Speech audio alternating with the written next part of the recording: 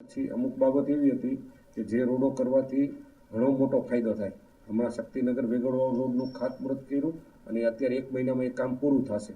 તો એ રોડ થવાથી બધી કનેક્ટિવિટી ફાસ્ટ થઈ. એવું રાણેપર મેરુપર વાળું પણ ખાતમુહૂર્ત હમણાં કર્યું, એનાથી એ ફાસ્ટ થશે. સાથે મેરુપર સિંચાઈનો જે રોડ હતો, જે બધા આગેવાનો કહેતા હતા કે 25-30 વર્ષથી એ રોડ બન્યો નથી, તો એની પણ 2 કરોડ ને 69 લાખની વહીવટી મંજૂરી આપી દીધી છે. એટલે એ પણ સિંચાઈ વિભાગથી એ રોડ પણ પૂરો થઈ જાય છે. તો બધા કામો અત્યારે હળવદનો હાલમાં આપણે વિકાસ નકશો ડીપી બનાવ્યું. કોઈ પણ શહેરનો વિકાસ કરવો હોય તો એનો વિકાસ નકશો હોય અને પછી ડીપી, પછી અંદર ટીપી બનતો હોય છે. તો હળવદના ડીપીનું પણ આયોજન થયું છે અને એના માધ્યમથી રિંગ રોડ બનશે.